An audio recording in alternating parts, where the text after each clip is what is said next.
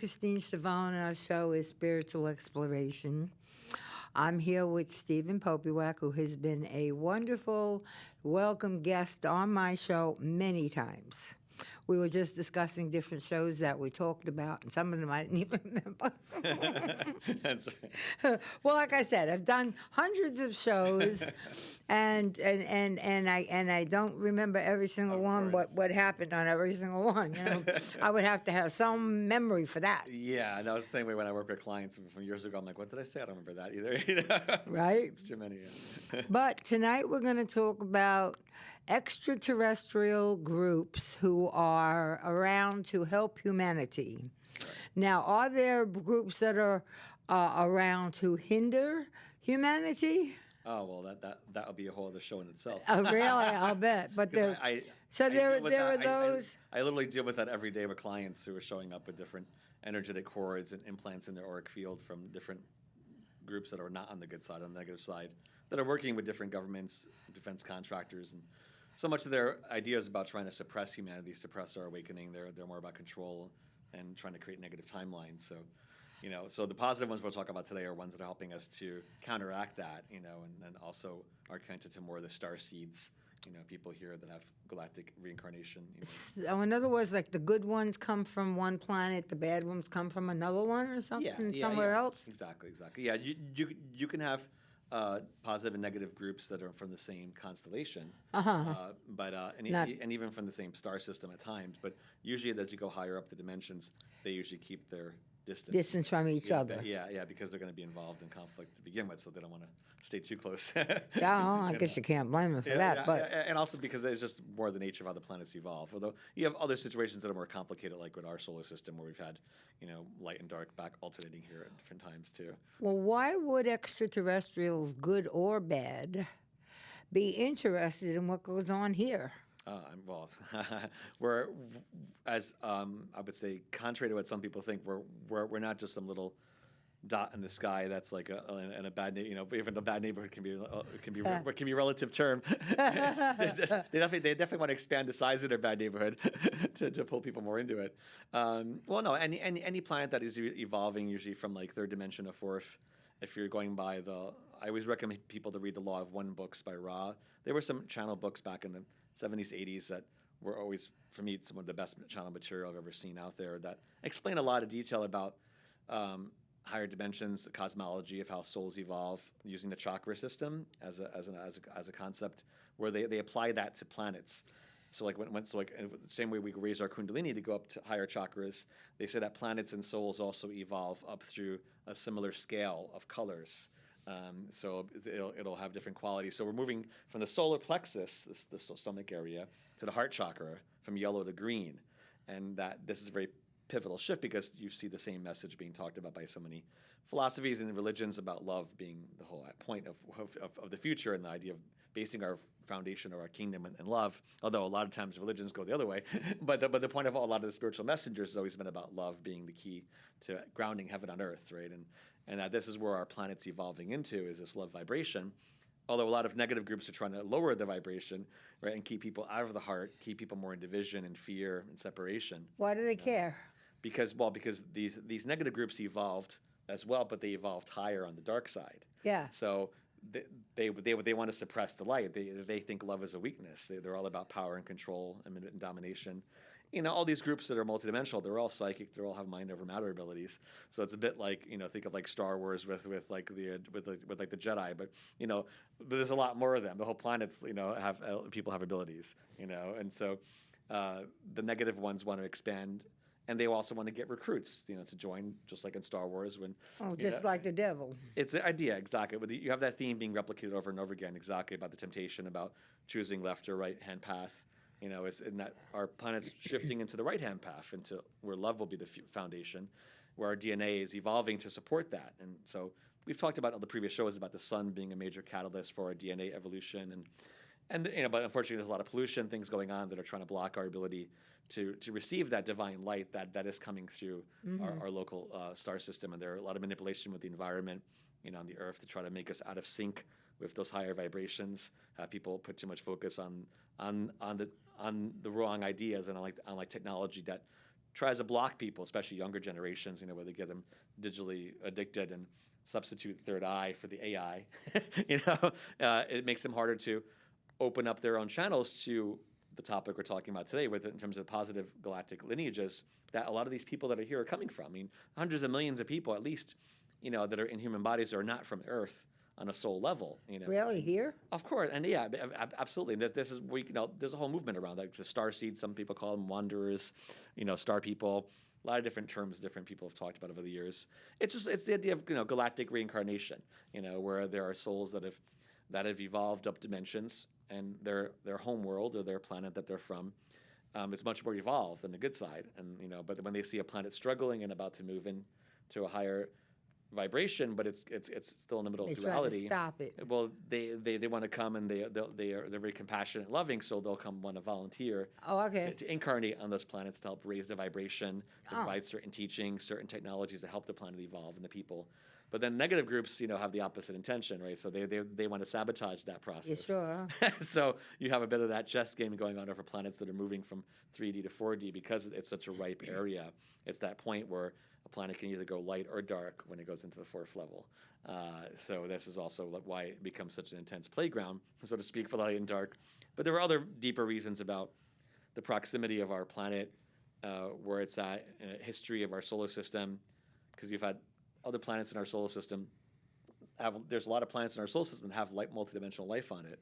And there's also planets that had 3D life like us in these bodies, but they had been interrupted due to wars and conflict, like Mars had a civilization that was just like humans here. They were human level, for many thousands of years. And they're not there anymore. Well, yeah, they're not there anymore. Other groups have built bases there from other planets, but they destroyed themselves, and also because of the input by negative extraterrestrials into their planet, they developed their version of like nuclear technology, and so they had their own wars that devastated their planet. So, among themselves, civil wars. Well, and also the same with imagine like U.S. fighting Russia and creating nuclear wars. Right. So similar idea there. Sure. But then you have other extraterrestrials that were feeding that conflict, and it kind of went too far. But in other words, though, both of these groups have planted beings on our planet. Sure. Yeah. Can we run into them, talk to them, find out? Figure out who they are, or when I refer to like star systems, I mean like people like us, and we're not, like, I'm not native to this planet on a soul level. I've had a lot of lifetimes in the Earth, but my origin is not even in this galaxy. In that sense. How many lifetimes have you had on Earth? Yeah. I've had about 165. This is my 100. Oh, because I'm 138. Oh wow, okay, interesting. Yeah, so we've been around the block a long time. Yes, a spirit that was being trans-channeled by Chris George told me that. Very interesting. Yeah. Chris, yeah. It said that it's only 100, and you're only 165 because people have many, many more. But I guess we both like to hang out on the other side. It's enough to me. That's way too much. I don't know why I even volunteer that much. 165 is way too much. To me, that is. I mean, obviously. Well, I'm hoping not to come back. Well, exactly. No, long vacation after this one. Are you kidding me? Although the planet will be in a very different vibrational state. This is where we've talked about that in the show too, about the ascension energy from the sun coming in 2030 and different planetary shifts that are coming up that are very powerful to shift consciousness on a quantum level, so we can hold space to be invited by the positive councils to join them. It's like Star Trek multidimensionally speaking, where people talk about different federation of planets or confederation of planets is what the Law of One books use, and I feel that's more relevant as well, because in a confederation, each group, each member state has more balance of decision making. It's not just one group telling the rest of the group what to do. Everybody has equal voting rights, so to speak. Yeah. So so on Saturn, there's our confederation of planets is also talked about by many people, and I've also telepathically I've worked with a lot of clients who've had lifetimes on Saturn and have communicated with beings from there as well. Saturn is really like a United Nations on a multidimensional level. There's a lot of different groups that are based there from other planets. On Saturn? Yeah. Planet Saturn? That'll come there. But we haven't had any proof of life there, do we? Oh well, our governments. That's a whole other show. I mean, we've talked about that so many times. The U.S. government's worked with aliens for many decades. I mean, that's not even. Oh, I'm sure going back to early presidents. Exactly. Even we even had that. Even I can't remember his name. I can't remember his name. But if people look up online, he was a former and from Israel. He was a former general, retired general from Israel, who basically ran their space force. He ran the military division of the space program in Israel for 30 years. Wow. He came out a few years ago because he wrote a book about it, and in Hebrew, but it wasn't translated yet fully English, but he did interviews. He goes, oh, well, yeah, the U.S. and Israel have been working with aliens for many years, and he said that the U.S. has a base on the moon and Mars, working with the extraterrestrials. Well, what and, can't, and that the U.S. made deals with the aliens to experiment on some other people. You know, Really? and which I see it all the time. I have clients that have that done to them as well. So, but when you have somebody that caliber coming out, the mainstream media covers it for like a week, and then all of a sudden you don't hear about it again. You know, it's this dumbing down of the what's important stories versus not. You know, and now we're like David Grush. You know, Congress had hearings this past summer about the alien topic and UFOs, and you had some high level witnesses that were there, including David Grush, who worked for a couple of the intelligence agencies for the NGO and the National Reconnaissance Office. And he talks openly about it too, saying that he's had so many other witnesses giving him the proof about how the U.S. has been reverse engineering crashed alien spacecraft that's come to the Earth for over 80 years, and we've been collecting all those craft that have had also non-human that have biologics crashed in them and stuff like that? Yeah, that our defense contractors have been using that technology for secret to build other things, and that they keep it out of Congress so that the Congress doesn't even know about it. Really? So, that's cover-up's been going on since day one. Since I'll bet. yes, since World War II. So it's a very old. So that's a problem people don't understand. There's this whole society that's built, the real deep state that's built of these defense contractors that have made allegiances with some of these unfortunately negative extraterrestrial groups instead of the positive ones, because they want to get the technology.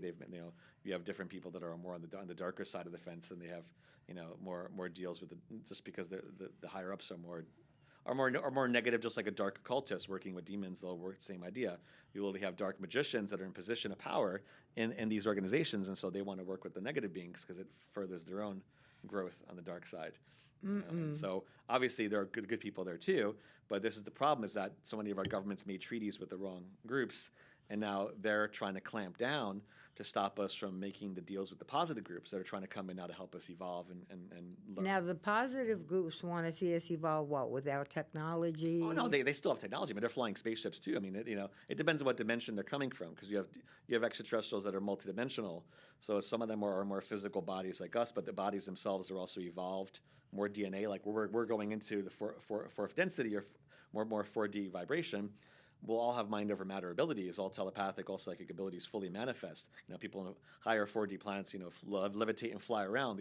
It's that level of empowerment, and that's just the basic level. You go higher without a vehicle. Oh yeah, so you go 5D, 6D. They can manifest what they want. So if they want to manifest, like a living light ship, it looks like it's not made of physical material. It's literally made of energy, of thought, and consciousness. But it'll look like a physical thing from our perspective. I see what you mean. Yeah. But the regular ones that are 3D, 4D, yeah, they're the physical crafts. That's the ones that people have found have crashed. But so we have to first learn about that, before we go higher. Right? So and a lot of those positive groups, they've also placed seeds in ancient civilizations to help spread certain teachings. Like especially, I think we also did a show in Egypt. We talked about that with me and Christine before, talking about some of the Egyptian gods and goddesses and their connection off-world. I think I remember that. Yeah, which is also relevant too, because this is part of, like for example, from like the Pleiades constellation, or I should say it's really a star cluster. The Pleiades are in the constellation of Taurus, right? It's a group of stars and gas clouds that are gravitationally bound to each other, so they all move together. They're close in proximity relatively, compared to say stars in a normal constellation that are far apart, and it changes depending on how we see it from a different angle. So, but the Pleiadians, there's many different groups that are there. There are some negative ones there too, but the ones we work with are more positive, obviously. And you have like the origin of like Isis Hathor, who's one of the main goddesses of ancient times of Egypt, and the other civilizations as well have kind of later on adapted. Like when the Coptic Egyptian Christians, crossed over, they would make a connection with Mary, because it was very easy for them to make a connection between Isis, Hathor, and Mary, because there was Blessed Mother Mary. Yeah, because there were parallel stories about giving birth to the divine child, like Isis giving birth to Horus, who was the divine son child, and who was the redeemer of the kingdom, and so there's a lot of parallels with that. They're different beings, but in terms of holding space for the love vibration and divine law, divine love, divine will. So Isis Hathor, priestesses. So what we learn from them down here is only a small tidbit of what they're about on a larger scale. So, for example, at Isis Hathor, there are temples, higher dimensional temples and civilizations where the priestesses are from the Pleiades, and they've spread teachings of Isis Hathor throughout the galaxy. So it's not just that we have Isis Hathor from our Earth and thinking that it's just locked to Egypt. This is actually just the tail end of a larger priestesshood that has spread teachings of the galactic feminine principle, but they work with it in a more evolved way because their environment is obviously higher dimensional. So, and their technology is too.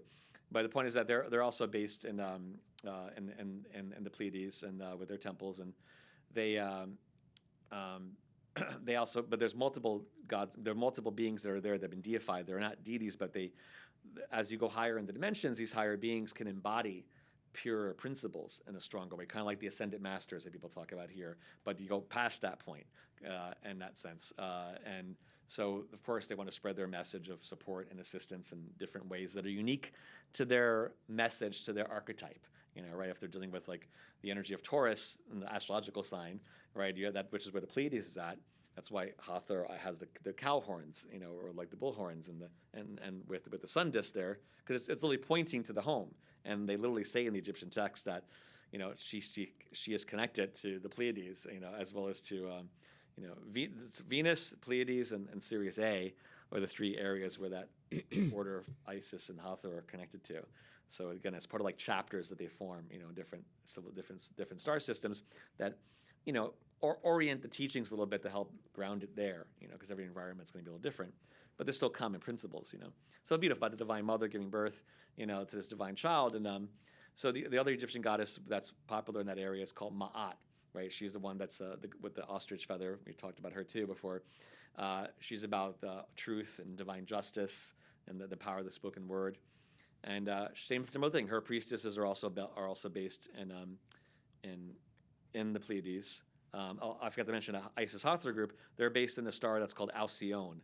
Alcyone is one of the stars. These are the Greek names that were called the Seven Sisters of the Pleiades, because the Pleiades has been honored by so many different cultures, from ancient times, and different even indigenous tribes have talked about their ancestors coming from there and being connected to that, like with the so you have that theme that's crossed over from many cultures because they were all visited, maybe slightly stylized differences, like in Native Americans with the Lakota, with the white buffalo, like medicine calf woman. Again, the cow and the buffalo, there's a connection with Taurus, and she was also a Pleiadian messenger who taught them some sacred teachings for their medicine rituals and ceremonies and agriculture.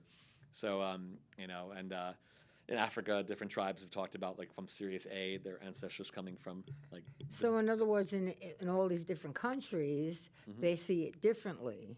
There's a lot of commonality, and the thing is that they were visited by different beings, and so it's still kept as a reality in their oral tradition and their philosophy. They haven't separated from it the way our modern Western culture has tried to divide us from our past and keep the past and hidden. These tribal ancestors that are still around, it's in their stories. Star nations is what the Native Americans would call them. They know, even down in the Southwest, in the Anasazi Indians, Hopi Indians, and in New Mexico, and they built whole structures there that were lined up, to different star systems as well. So you have the energy of Sirius A as well there, and how many structures around the world were built to line up to Orion, like the pyramids of Egypt, to basically mark part of the home. It's like the compass pointing up. Hey, our ancestors come from there. So we're building structures that point up to that direction, or that recreate those structures through mounds, through different circles, stone circles, different. Well, tell me now, when these beings come here to help us, how do they connect with us? Do they say, do they go into our office buildings and get jobs, or? Well, again, you have to delineate between. Between these higher beings. So say if there's a being that was part of like Isis or Ma'at order, and certain beings from that order will incarnate on the earth, and become one of us. In other words, be born to humans. Yeah, they have to go through the regular incarnation. You have those that go through the regular reincarnation process and will come into a human body the same way we're born. And it's just But do they know when they're growing up what they're here for? That's the thing. This is a problem in our modern society. There is a lot more people. This whole movement. There's a tremendous amount of people that are part of this. Many books written about this topic, and many organizations, conferences just built around this theme. It's just that mainstream media doesn't cover it. But it's a huge movement globally about star people and star seeds, and and it's varied over the years, of course. But a lot more people don't remember it because that's part of the condition of being born, is that you have to forget when you come in. But then some are born with a thinner veil than others, so they'll come with certain gifts that they want to make sure that they can access, because that's part of their mission. It's not just that they're coming here to learn something; they're coming here also to embody a principle or a teaching or affect a certain area, industry. Bring a new innovation, bring a new teaching, or just hold space to radiate their vibration. If they can connect to that self, that part of their galactic self, their light that comes out in an environment helps shift things as well, to help counterbalance. Can we tell who these people are? Like, say, for instance, some great scientist is coming out with a great discovery or something. But it doesn't even have to be so dramatic. I mean, there's so many of them around. It could be plenty of them walking around just doing little things doing here little and thing. there. Yeah. And just contributing. Yeah, just by being their presence, being here raises the vibration, even if they're not fully aware of it yet. But the point is, obviously, the goal would be to become more aware of it, to seek that why you feel different, why you feel like an outsider, why you feel that you don't fit into our culture. There's many different psychological signs that point to that, but it's also why so much of the insanity is reflected in our medical industry, where if you go back to each generation, how they've included different categories to keep labeling. Each new generation gets a whole new group of dysfunctions and disorders that they then want to make a new drug for to try to fix. Yeah. We're not there before when we were younger. I mean, like ADD comes along. Everything, all these different that. things. Yeah, and how many vaccines compared to kids in schools now compared to when we were younger, or in between. Like, it's insane. So because they also are aware, the higher ups, unfortunately, that are part of these industries are very aware that we are going through an evolution process on a DNA level. We're evolving, and new generations are hosting more of these extraterrestrial beings that are in a form that are wanting to help humanity, or they're coming from planets that already are ascended, but they actually came here because they're waiting for the new shift. Then so there's a balance. There's a mixture of souls that are here on planets that made the shift, and they're coming here because they're aware that Earth School is changing to become this new society. So they want to grow in that. Or you have other beings that are just also, again, being messengers and having and that are wanting to create the new stage for the new ground. But the problem is that these other power structures that are in force, they want to keep that all suppressed. They want to keep these new psychic kids from developing properly, so they have to replace it with a new kind of addiction, and from like the digital to the chemical to the how about false a new value kind of systems. Addiction of kids saying, "Oh, I'm not a human. I'm a cat. I'm a dog. I'm this. I'm that." No, really. And I was told by some people who have children in the New Jersey school system that they have been putting serious? litter thing in the bathroom, saying to the kids, if you identify more with an animal, you go use the litter. No. I kid you. I wouldn't say this on television. I believe it. That's just so insane. I mean, we already see how it's gotten so insane with That other is types insane. of identification. That Who came up with that idea? Again, and anything to keep people based upon false ego identity instead of their true soul, Exactly. their true self, Yeah. and anything to keep people not comfortable in their own body. And you want to use technology to change it, or use social systems so they can be accepted by something else. And it's like that's a great example, because in that extreme, it's like, come on, you're a galactic divine being. Stop lowering yourself to friggin' animal. It's like, Jesus, that's beyond ridiculous. And they say, but it's all all that targeting of the audience. Where they also they understand the younger generations have a built-in heart chakra that's wider and stronger, so they want the people to allocate to causes that are not necessarily fully authentic, and so they can give their power to like a false collectivism, and when they're not even in touch with their true individuality yet. So they end up fighting for a cause, but that cause may be mixed truths, and they don't realize it because they haven't done enough work to find who they are truly yet as an individual, and then they get pulled into the this happens in both left and right. It's not about politics, but it's about how you see it's really the politics of division that occurs in so many different cross sections of society. Where they want people to place values. If the kids that are obsessed with all the social media, if they haven't done it on it all the time, they feel like they're missing out on something, or they end up getting psychological problems because they feel like they're not being invited to events, or they feel like they're not being validated by getting constant likes on their on their Facebook or Instagram. They start to develop all sorts of. They get addicted to compliments and stuff like that. And they build too much of their self-value based upon external reference what other validation. people are telling They need you. to be validated all the time instead of finding their own validation within themselves and their wholeness, and facing their own trauma and their own, So there's a lot of things that are built to create division, that we didn't have when we were younger. Say in our generations or generations before, didn't deal with that, right? Or in between generations. So, because these kids are coming in, that's why, but if you work with them, they meditate with them, and they kind of break out of it, a lot of them are more sensitive, they're more powerful. That's why, a lot of them have a lot more powerful psychic ability, but they end up becoming too sheltered and cloistered, not developing enough. Like I said, replacing the third eye for AI, and, where they don't want to develop their telepathy or their imagination or reading physical books or visualizing things. They want everything to be on the screen for them, right? It's a substitution from the real thing. And that's the generation we're in. That's the problem, because it's also being deliberately done, by negative ET groups that are trying to foster that technological focus that creates more separation from the authentic Earth and from the Gaia. So people are not even feeling the Earth. We're built in big cities. We can't even properly ground in the Earth's magnetic field because we have all concrete barriers and 5G, all technologies around us. So there's so many barriers that are created to create structures that limit consciousness from expanding, and that's really the part of the goal what they're trying to create. So we have to be able to.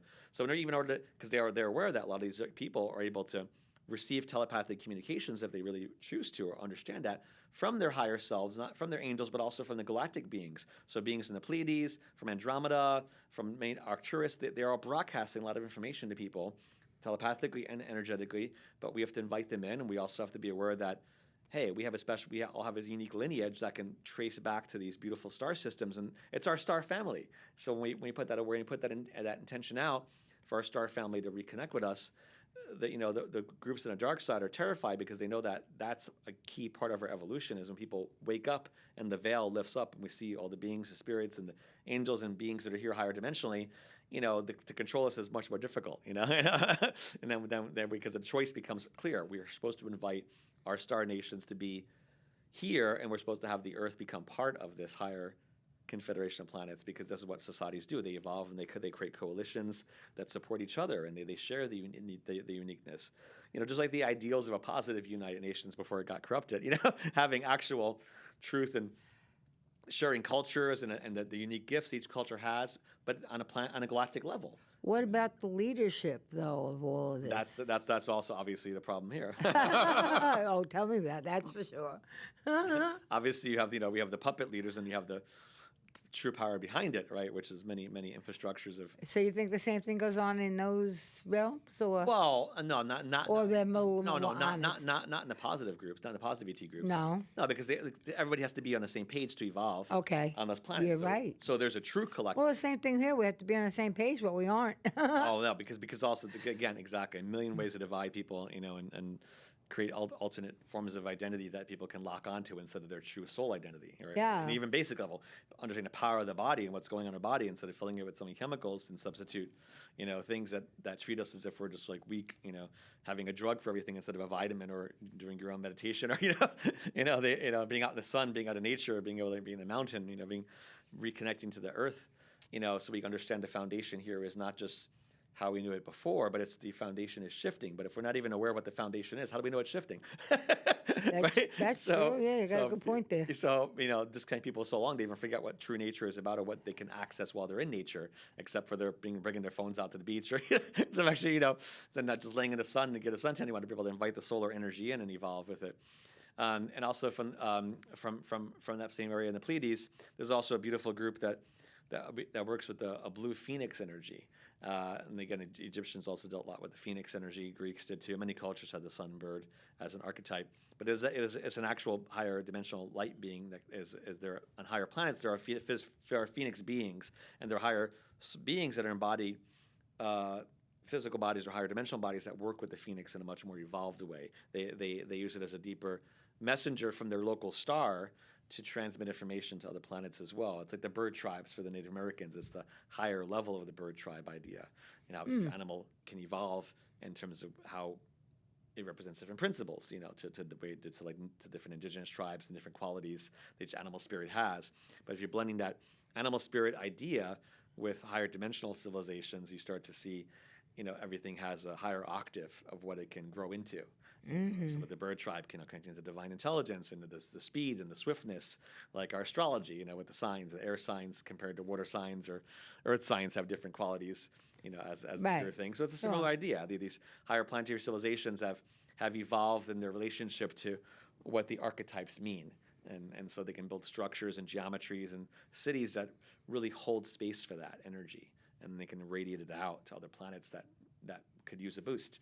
This all sounds so complicated. Well, it's well, to think about trying to even just imagine doing a basic anthropology and you're studying all the cultures on the earth. I mean, that's a lot of stuff just in our basic background, how different, and finding similarities between cultures and also seeing how different they are, right? So apply that to a galactic level, right? You'll find certain things that are common and certain things that are very different, and just the nature of their building material, of their DNA and their bodies and their environment is going to be, also structurally upgraded compared to what we're aware of, and then so there's also positive male groups, because they have their armies there and their positive military and the Pleiades that are involved a lot in some of these higher wars that go on between the negative groups and positive groups. So.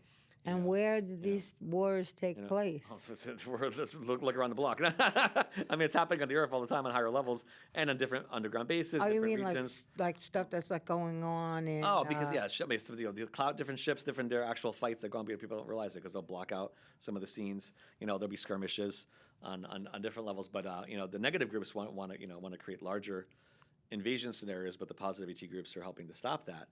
But we're definitely at an interesting point right now where there's a tug of war happening on the Earth between the light and dark in that sense, on all different scales.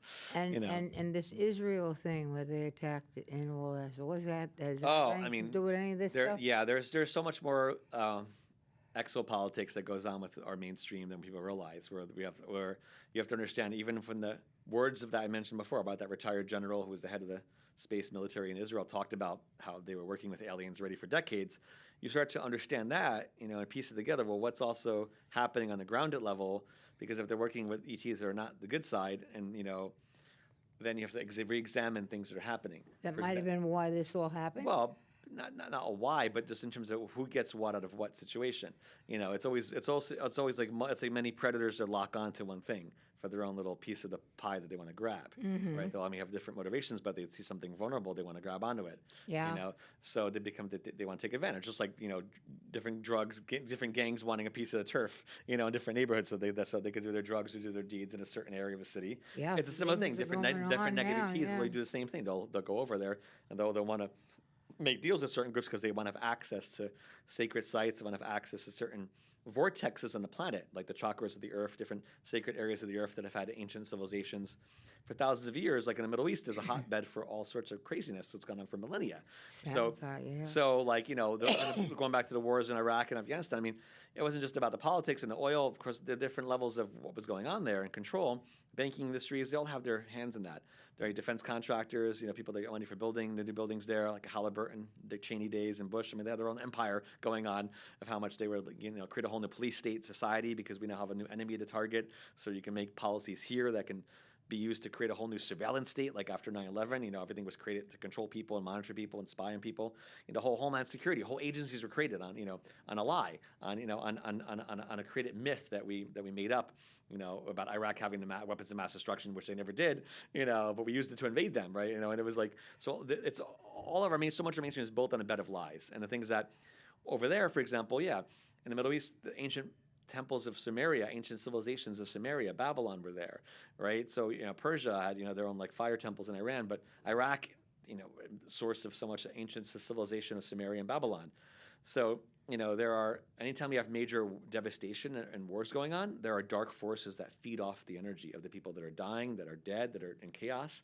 It's like, somebody, small example, you walk into a heavy bar, the spirits that are addicted to alcohol, try to latch on the people.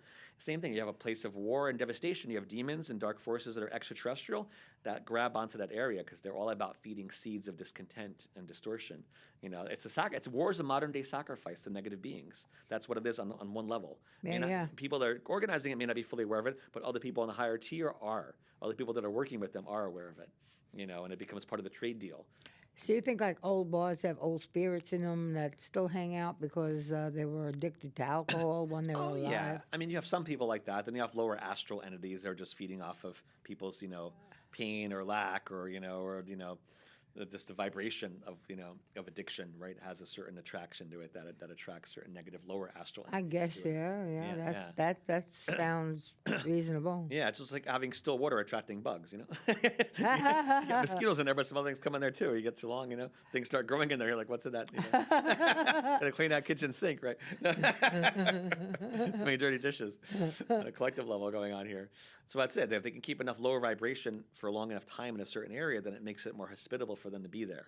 They build an inroad that's like a like vibration to another negative point in time, or it builds a negative vibration that makes it easier for them to corrupt people in that area. So what Spread are discontent. these? Just like bad neighbors have a certain level of lower vibration you feel, and unfortunately there's an economic side to that's part of that, of course. But you go in certain places, you feel the difference of the energy in the air. Like, oh my God, it feels so heavy here when I get out. There's many things that create that. So obviously, if there's tremendous trauma and death in an area, it holds an imprint that's very different than a place that never experienced it. Right? So it's a similar idea on a higher dimensional level. I think we've talked about that in another show, maybe you or maybe another show, like during the time and with the Iraq War, that there was groups that were more on the negative side, from the dark side of Orion, from Set and Apophis, who was a negative serpent god in Egypt, but he's really the leader of a negative serpent ET humanoid group, like the reptilians, but a snake instead of lizard, back then we were fighting energies. We could feel it coming out. There was like a nasty vortex opening, like a negative gateway in time and space where those forces were coming in, and it was like horrific. And we would do like remote psychic battle with some of these groups were going on back then that I was involved with. And then I ended up meeting a guy many years later who was a client for the energy work I do, and he was in the military. He was there at the same time in 2003 when they first had the big wars, and he took the words out of my mouth. He goes that when he was there in the battlefield, in the early battles, he goes, there were times when he saw 20-foot tall shadow beings were appearing on the battlefield, phasing in and out. And they were like, what the hell is this? Their purpose, yeah. In Iraq, well, these are the aliens, higher dimensional ETs that were showing up. They were collecting the energy of people dying. They harvest the energy. But when you die, though, your soul leaves your body. Oh, it's not always so simple for other ones in a war zone or an area that could be other drama, because the energy of blood and war and trauma. That has an astral feat. So these people could wind up in a bad place? Well, it's not even, that's a whole longer story about astral bodies that can be trapped in different areas. But also we have certain poltergeist activity. If ever, it may not be an actual physical disincarnate spirit there, right? But if it's someone died in a house traumatically, you can have that energy gets charged up in a certain area, right? And at certain times of day, it can appear like someone sees a person walking in and out all the same time of day for years, and that doesn't mean the ghost is there. As a spirit, it could be the imprint. Trauma that has a certain energy that keeps on going until you clear that imprint. It's a charge. So same thing in an area that has, so much history to it, millennia, right, of his civilization, but also millennia of centuries of wars and conflict. That builds up a tremendous charge, and then you keep feeding it now with thousands of people, hundreds of thousands of people being killed.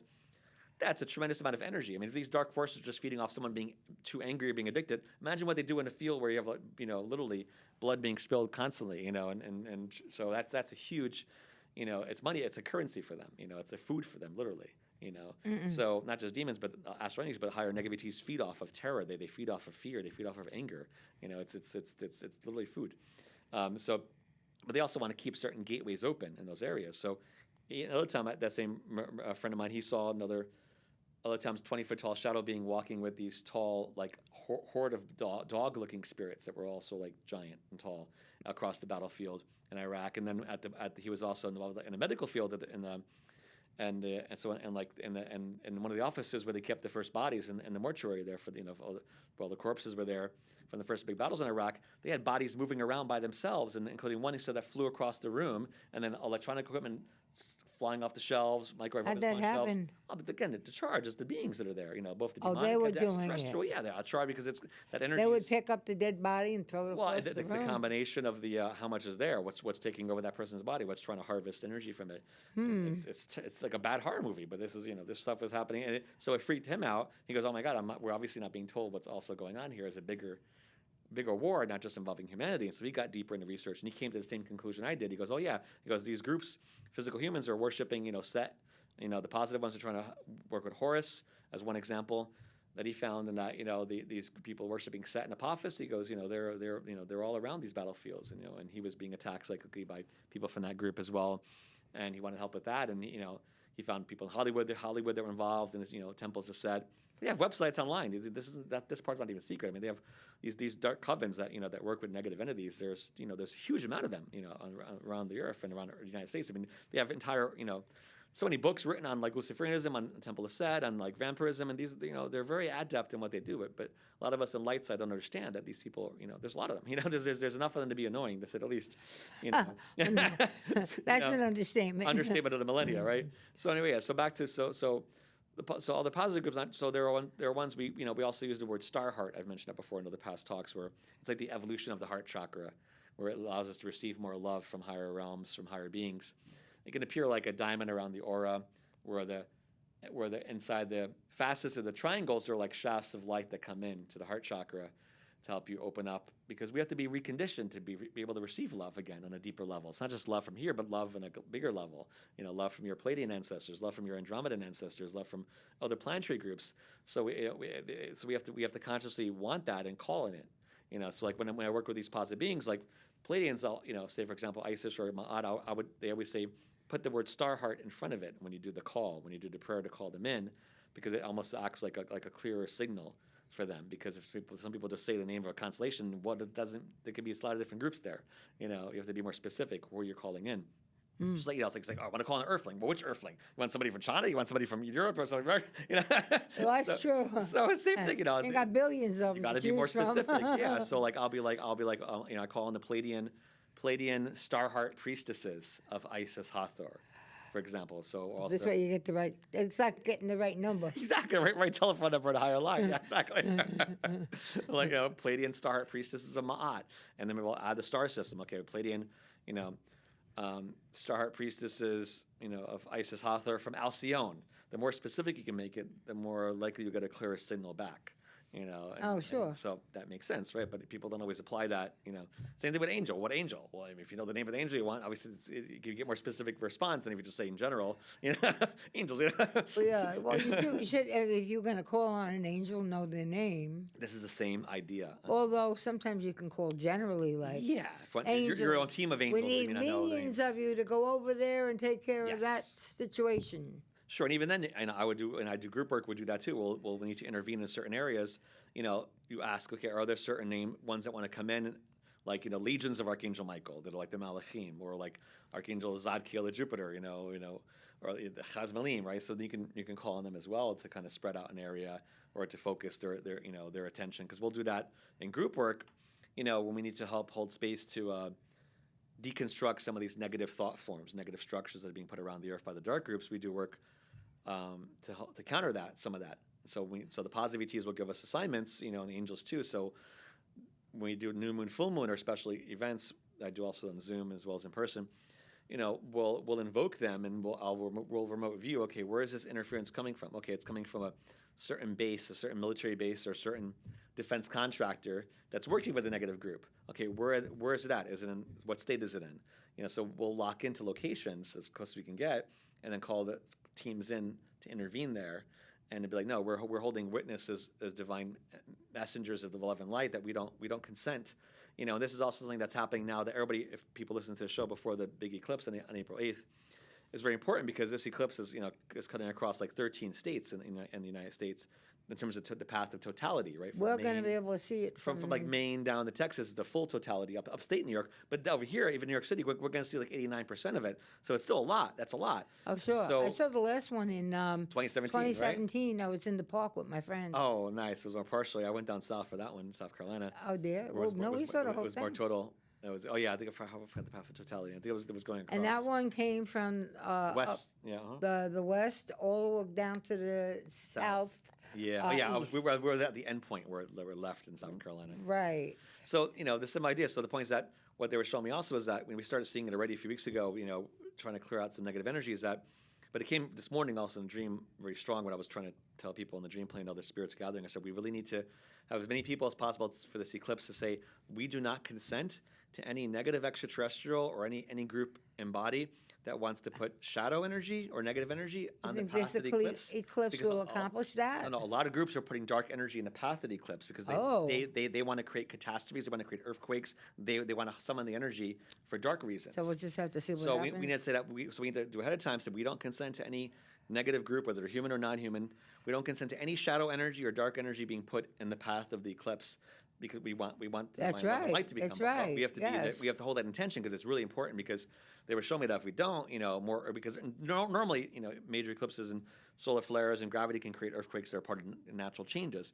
But when you have negative groups trying to put shadow grids and shadow structures in those areas, just like in the old cultures, there's a lot of cultures and religions that that say don't go outside during eclipse because negative energy can happen, or people in Hinduism We talk were about outside. that. We just have to have the right glasses. Well, no, even to me that's all bullcrap. We don't have glasses. Even no fleece. That's ridiculous. I mean, I look at this so normally, but I mean, that's most of it's covered anyways. Like If you look at an eclipse, it won't affect your eyes? just be rational about it, right? If it starts to hurt, don't look at it, right? Obviously, your body will speak to you. You don't have to be stupid about it, right? But most of the sun's being if it's a total eclipse, most of it's being blocked. So you're not even. I'm saying I look at the sun normally during the day, so it's like Well, this is going to be a solar eclipse. Yeah, but it means most of it's being blocked, so you're having less light coming in. So they're all about programming people to be afraid of the sun when the sun is our key to salvation, in the future. Well, without the sun, we don't live. Well, and it's not just it's helping us evolve in the next several years, and they want to keep us separated from it. And all the chemtrails that have been going on right now, extra has been tremendous, and it's designed to block out some of that frequencies from the sun and other realms because they want to keep people locked in. They don't want us to benefit from the new energies that are possible during these alignments. They want to spin it for their own program. So. Anyway, the point is, call that extra energy for the eclipse for sure. Because just like in Egypt, that's Set and Apophis. They were all about dark version of eclipses. Trying to block the light of the sun was an old thing used by a lot of groups. We can eclipse the light of the Creator with our darkness. It's like their methodology, of dark rationale. So like they want to take advantage of that lunar principle and distort it. Because do they succeed? Oh, in the past they have. Different times they have. But it's a back and forth. It's not just one goal. It's a long-term process, right? Okay.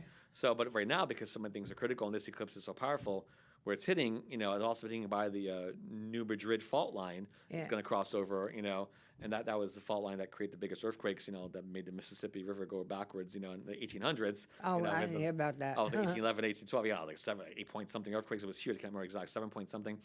But that whole area. Here in this country? Yeah, in Mississippi, in Missouri, in the Mississippi River. Yeah, it was the biggest. And that's an active fault line. It's about 150 miles. Goes from Missouri down south further, Arkansas, going further down there, Illinois down the several states, a few states. It goes down. But the point is that when you have these alignments going on, especially because you have this comet that's also going to be visible passing by, and it's not too far from Jupiter, there's a tremendous power for us to choose positive timelines and create a message for the positive beings we want to bring in, but also being aware that we have to make room for that, And so, and we have the picture of Andromeda behind us, and there's tremendous support coming in from the Andromedans, from Andromeda Galaxy. Tremendous amount of beings that are coming from Andromeda Galaxy that want to help us and to take out the clutter and the garbage, so to speak. They want to come and help us with divine intervention, divine healing. So like I'll call on the Andromedan Starheart Infinity Defense League is one of the groups they call it. Andromedan Starheart Infinity Defense League. So they're a coalition of worlds from Andromeda that we can invoke to help us, clean house. And so they come in literally every 2 weeks during the group work I do. They want to come in to help intervene against the negative ETs and against the different shadow agendas.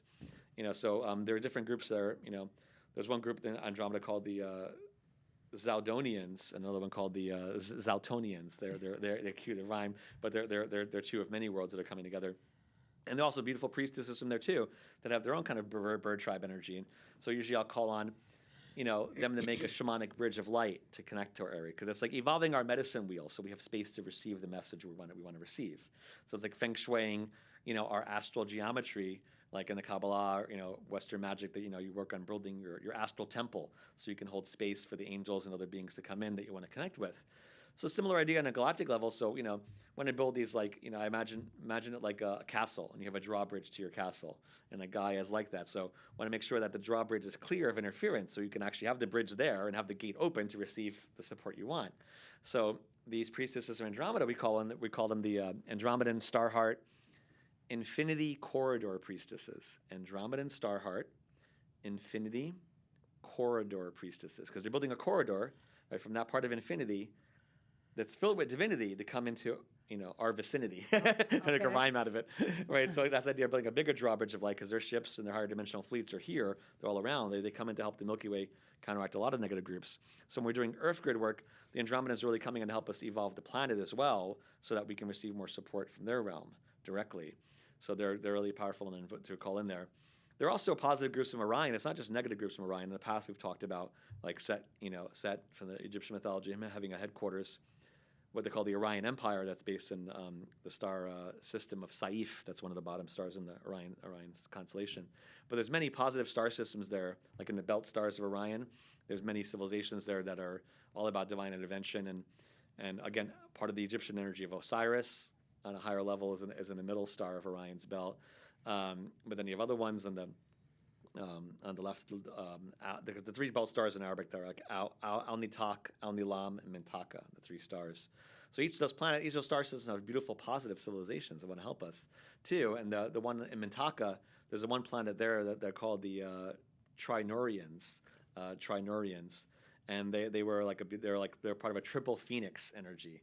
And the way they see each belt star as like a higher phoenix principle, like three different colored phoenix, that they harness the energy from their stars, but their higher fleets of ships, fight against the negative groups too, and they're humanoid looking, but they're higher up vibrationally, and Al-Nitak, the bottom left belt star, there's a ancient god called Shu in Egyptian. He was one of the original divine father energies of also seen as humanoid, but also lion deity.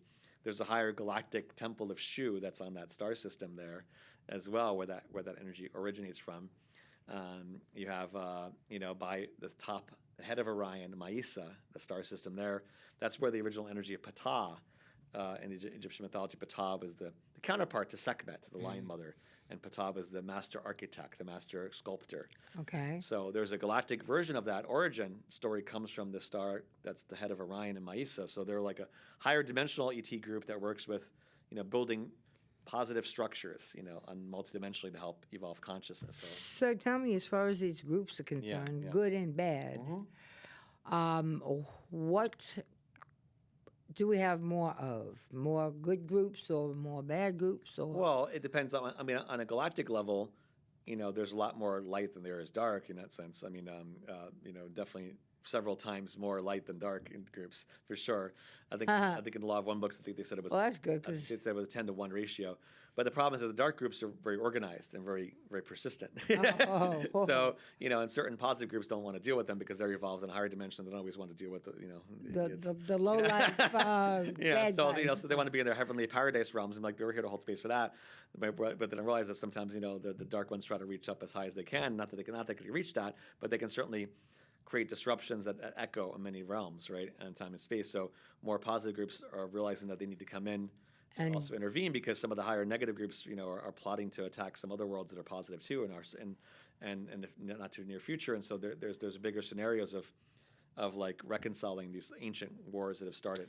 So they're working on getting these bad groups out. But it's been a long-term process, and there's a lot of work to do with that because there's In other words, we'll thousands probably of never worlds see that it. negative groups have contained. But we're definitely but the Earth is a pinnacle of so many of that group's attention here, so it's going to be culminating over the next several years. Because the positive ETs want to come in, they keep showing me 2029 is when they want to do their landings, so we need to hold space for that. Oh, they have plans. And, they've had plans before to land earlier, but they got blocked, by dark groups and different things. So there's timelines can shift, but because a planet has a certain period of time which it can evolve.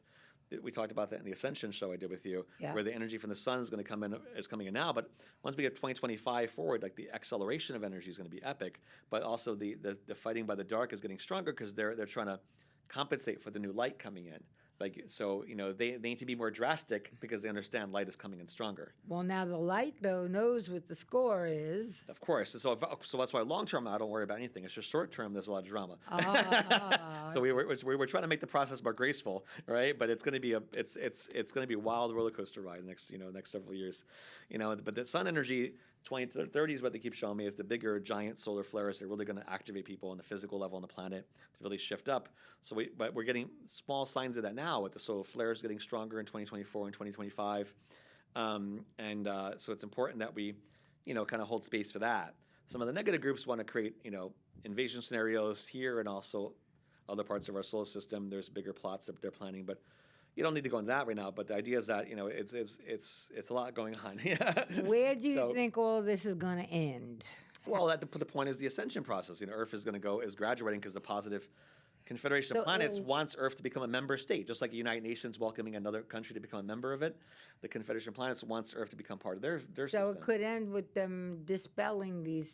Oh, it has to be. It has to be. All the idiots have to be kicked out. Rid of them. 100%. And everything is all positive. That's what's going to happen. the idea. 100%. Yeah, that's going to happen for sure. But it's a lot of. Well, we're not going to it's- see it. Oh no, of course we are, because We are? 2030 is not far away. I mean, we're talking Oh, the positive 2030. ETs land in 29, All right. but there could be major battles before that. That could be very dramatic. So we need to hold Will we space. know about it? Well, well, trust me, we'll know about that very directly. Everybody will know. It'll be quite visible in the sky if it happens. So. In the meantime. And in the we're- meantime, go back to your center. Exactly. Get out in nature. Work with the angels, and try to put your intention to your soul before you go to sleep. Hey, if I'm from a galactic civilization, who am I? Where am I from? Who am I with? Who's my team? Okay. And call on their assistance to be revealed to you. It's about knocking, and doors shall be open unto you, right? Like in the Bible. So we have to put the intention out. And I also do sessions with clients. I help them discover their lineages. I help them channel it as well. Individual sessions I do with clients. Meantime, from the though, group we work. have to close. Yes, definitely. Thank you so much. It's been great, though. Let me tell Always you. a pleasure. Every time you come on the show, you make my head spin. Yes, that's good. That's good. Yeah. In the meantime, though, everybody, I hope you enjoyed the show. I hope that you, this is a very different subject, and I hope you understood. And have a good night. Yeah, and you can find me on YouTube under my name as well, YouTube channel, and YouTube, I have my name and on Facebook, Steve Instagram Popiotek. under my name. under Facebook. on YouTube and Instagram Facebook. too. Yeah, all them. Okay. Thank you.